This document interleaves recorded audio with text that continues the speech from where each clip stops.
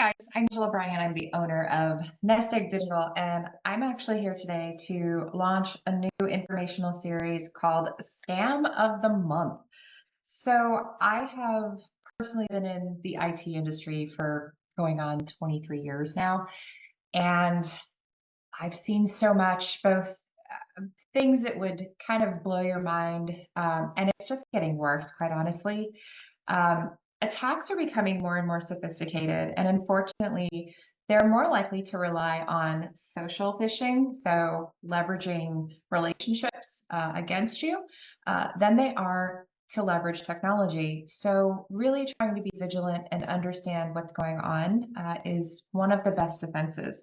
So in that category, I've decided that at least once a month, I'm going to pop on here and I'm going to talk to you about the scam of the month, what I'm seeing lately, whether it's happened directly to me or whether it's happened to a client. We're just going to share information to try and keep everybody in the loop. So for our first one, our first scam of the month, we are going to talk about the direct deposit scam. So what this actually is, what happens with this is if you're a business owner, you work in HR, you just work for any company, you're going to get an email. And the email is going to appear that it is coming from one of the company's employees.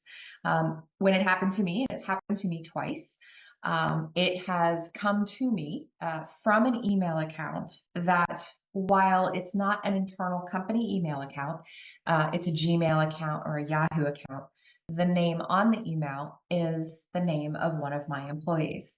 So this email comes and it says, hello, I would like to update the information on my direct deposit account so that my next paycheck goes here instead of where it's currently going.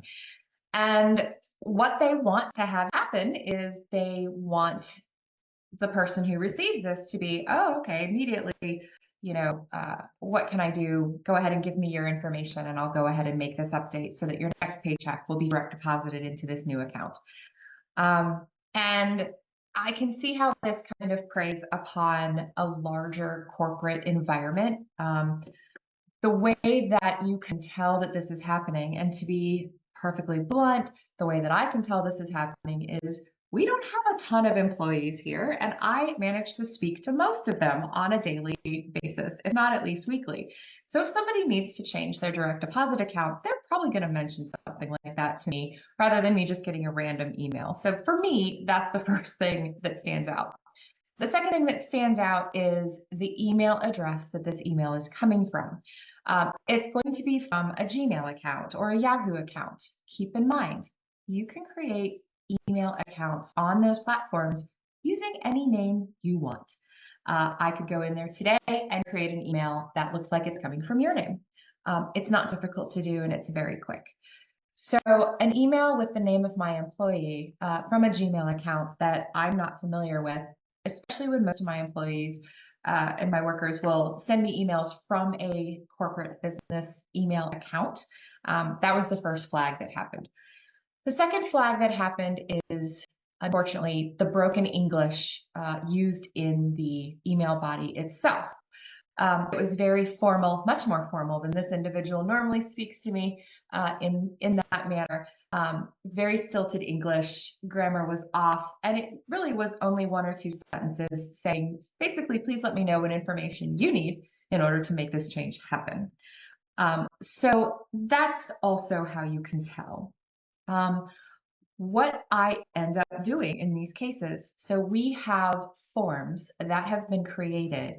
We have online forms that are encrypted, and when somebody comes into the organization, they complete their information, they fill out this form, it's encrypted.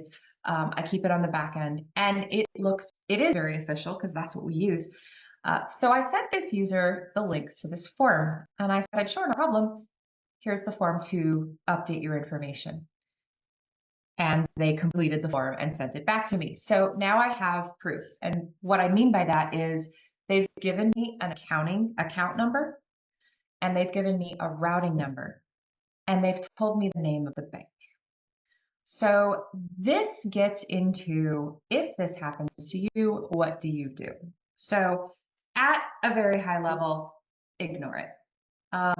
If you do not change the information, do not change your employee's direct deposit information, maybe reach out to your employee to confirm. That's something else you can do. But you can just ignore it, right? These types of attacks, they're looking for volume. Hundreds of thousands, if not millions, of these emails go out a day, and they're looking for that one person who's just too busy, doesn't know who this person is. It could be true, and they just get the information and update it. So you can ignore it. The second thing that you can do, and this is kind of what I choose to do, is my own little vigilante kind of justice thing. I am going to report it. Unfortunately, cybercrime is so prevalent nowadays that if you call your local police precinct, which I did the first time this happened to me, and explain what's happening, they're just kind of at a loss and overwhelmed with what they can actually do with regards to this. They will absolutely take the information. They will absolutely take a report. But in terms of, if you're trying to get somebody, that's not the path you want to take, right? You're trying to make things stop. The Secret Service is actually also tasked with interstate finance fraud. That is another path that you could take in terms of reporting. I have not done that yet, but I have heard that's another path you can take.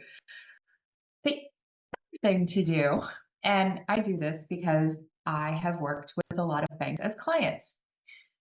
Banks have a lot of regulations that they have to follow.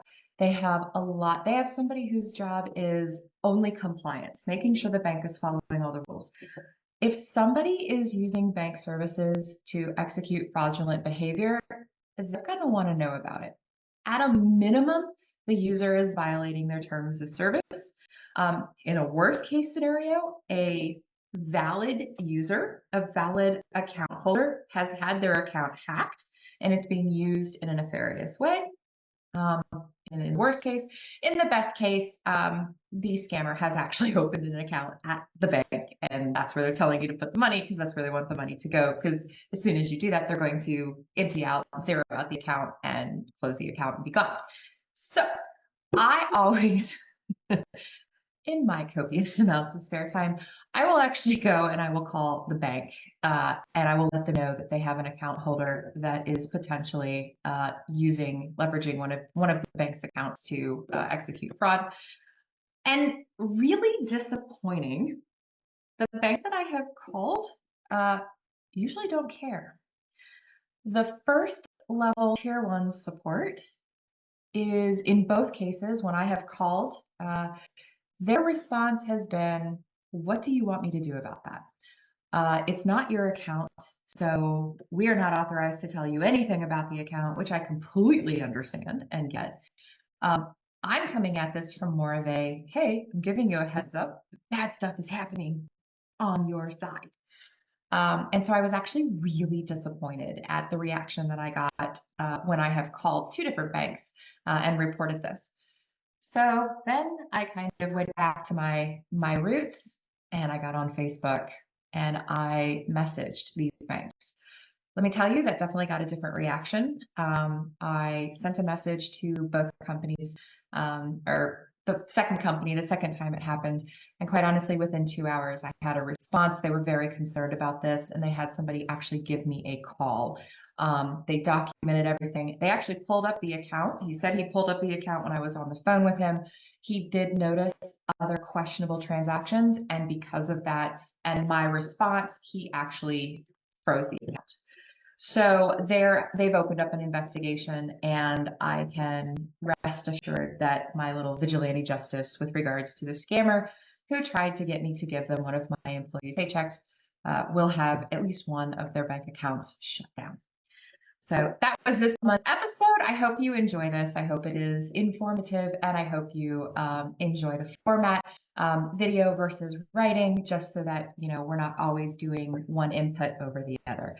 Until next time, stay safe. If it sounds fishy, it probably is. At least ask somebody else before you make a decision. Don't do anything in a rash or rush, especially if you're busy. And I'll see you next time.